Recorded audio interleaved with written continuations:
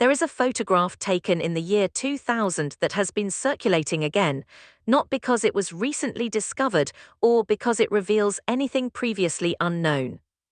It has been circulating because of what the palace's apparent discomfort with its renewed circulation reveals about where William is in his journey toward the throne and what kind of monarch he intends to be.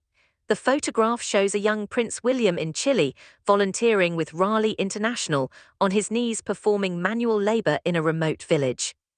It is not a staged photo opportunity. It is not a carefully composed piece of royal communications designed to convey a specific message about royal relatability.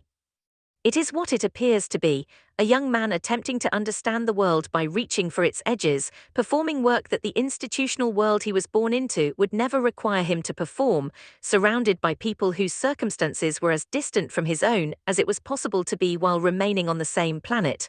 At the time, that image was the foundation of something. It was evidence for the argument that the monarchy could produce people who were genuinely curious about the world beyond the palace gates, genuinely interested in the experiences of those whose lives looked nothing like theirs, genuinely willing to set down the armor of royal privilege long enough to kneel in the dirt and do something useful. It was the image of a person rather than a symbol. And it was enormously valuable precisely because of that quality. That value has not disappeared. But it has become complicated, because the version of William that image represents, the young man kneeling in the dirt in Chile, the relatable prince who brought coffee to journalists covering a tour, the future king who talked openly about mental health in ways that the previous generation of royal men would never have contemplated. That version of William is in tension with the version that the specific requirements of actual kingship now demand. And the tension is not simply a matter of communication strategy or personal preference. It is a structural feature of what he is becoming and what becoming it requires. The transformation that is happening is not a sudden change of character or a decision made in a meeting room to adopt a different persona. It is the slow, inevitable, and in many ways necessary process by which the person who will be king begins to be subsumed by the institution that he will lead. Monarchs are not simply people with very significant jobs. They are, in the specific constitutional and cultural sense of the British monarchy, living representations of the institution itself. The man and the office are not two separate things. They are, over time and through the accumulation of the weight of the role, supposed to become one thing. The person is supposed to become the symbol, the individual is supposed to become the institution. That is not a betrayal of William's character. It is the specific nature of what he signed up for when he was born into this family, in this position, with this inheritance. But it requires something genuinely difficult from a person who built his early public relationship with the world on the specific quality of not being entirely like the institution that would eventually claim him. The relatable William was popular because he was relatable. The institutional William who must exist as a symbol of permanence and stability rather than as a neighbor, one recognizes from the television that William is what the role requires. And the transition between those two versions of the same person is what the current period represents. The most visible expression of this transition in institutional terms is what has happened with the Andrew situation. William's role in managing the distance between the working monarchy and Andrew Mountbatten-Windsor has been documented through enough reporting to be understood as a real and deliberate intervention rather than simply a consequence of circumstances. He has been, according to multiple accounts of the current state of palace decision-making, the driving force behind a more decisive and less accommodating approach to the Andrew problem than Charles's instinct toward fraternal loyalty might otherwise have produced. He has blocked or filtered access in ways that have prevented the kind of informal, private, unrecorded management of the situation that Andrew has apparently sought. He has applied pressure that has produced faster movement toward the outcomes the institution requires than the king alone might have generated. That is not the behavior of an heir waiting for his turn. It is the behavior of someone who has already taken operational possession of the institution's center of gravity. He is not yet wearing the crowns. The reign of Charles III is constitutionally ongoing. But the practical reality of who is making the most consequential decisions about the monarchy's future, which relationships it can sustain, which it cannot, where the line is between the family and the institution, how quickly the legacy problems of the previous generation are addressed, increasingly reflects William's priorities and William's timeline rather than simply his father's. This is not unprecedented. Heirs who reach a certain point of maturity and institutional preparation, who are close enough to the throne that the preparation can no longer be deferred in favor of waiting, sometimes begin to function as a parallel center of gravity before the formal transition of power occurs. William has reached that point. He is not the crown prince in a ceremonial sense only. He is a functional co-architect of the institution's direction and the decisions being made now about how the monarchy presents itself, who is included in its public face, and what the institution's relationship to its own recent history looks like, are being shaped by both him and Charles in ways that make the distinction between their two eras sometimes difficult to draw cleanly. The Harry question is where that dynamic creates the most acute internal tension. Charles has apparently indicated a desire for some form of reconciliation with his younger son, the view that the distance between the two brothers represents a crack in the institutional foundation that the optics of a unified family would be better served by closing. This is not an irrational institutional calculation. A monarchy that appears visibly fractured along family lines is more vulnerable than one that can present the image of a family that has found its way through difficulty towards some version of unity. But William's position on that question reflects a different calculation, driven by a different relationship to the wound. For William, his brother's departure from royal duties and the subsequent years of public commentary about the institution, the Netflix documentary, the memoir, the various interviews and their various revelations, represented something that went beyond family disagreement. It represented what he apparently experiences as a fundamental breach of the specific compact that royal life requires. The agreement never explicitly stated but understood by anyone inside that world that what happens within the institution stays within the institution. That the specific difficulties and failures and human complications of life inside the royal family are not made into content for external consumption. That the loyalty demanded by the institution is real rather than conditional on whether the institution is treating you in ways you find satisfactory. Charles can ask William to find a path toward reconciliation. He can present it as institutionally necessary and personally important. But he cannot make William perform an act of emotional settlement that he does not feel. And the specific character of what has been said and published in the years since Harry's departure creates conditions in which performing that settlement would require exactly the kind of pretense that William, by all accounts of his character, finds genuinely difficult to sustain. This is where the source's observation about the price of the crown, that to rule is to forfeit the luxury of being honest, that the facade requires a unified front even if the center is hollow, is most genuinely uncomfortable. Because it names something real about what institutional leadership requires from the person performing it. The specific capacity to suppress personal truth in the service of institutional necessity. To present publicly what the institution needs rather than what the individual experiences. To wear the mask not as a performance but as a requirement of the role. William has shown, throughout his preparation for kingship, a specific pattern of willingness to make genuinely difficult personal decisions in the service of institutional requirements. The management of the Andrew situation demonstrates that willingness.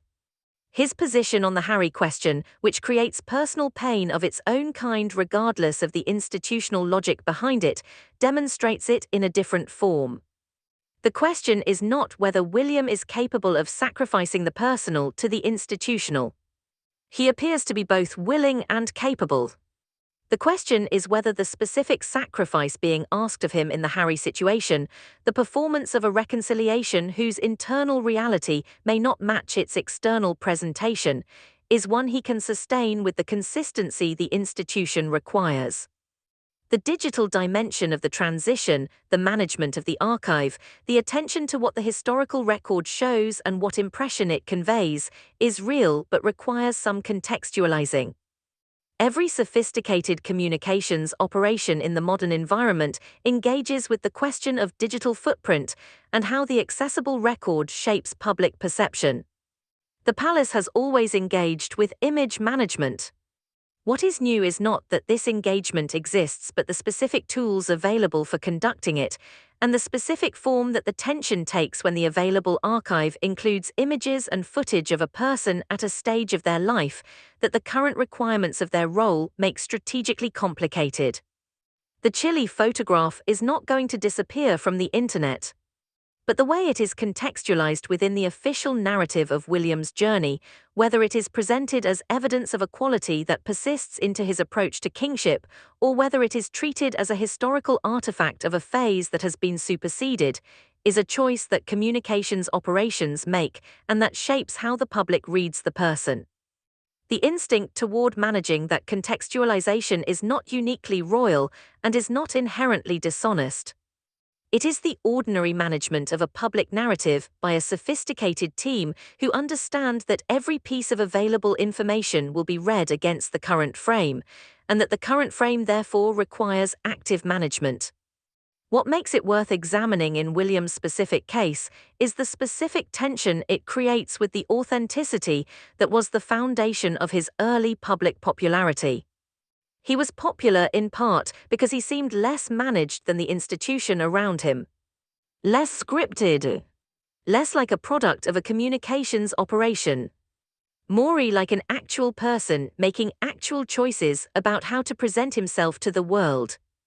The transition toward a more managed, more architecturally constructed public persona is institutionally necessary and probably personally inevitable. But it involves trading away something that was genuinely valuable, the specific quality of appearing to be an actual human being, in exchange for something that is differently valuable, the gravitas and stability and symbolic weight of a person who is visibly becoming an institution. Whether that trade produces a monarchy that is more or less capable of sustaining public trust over the long term is not a question that can be answered in the present moment.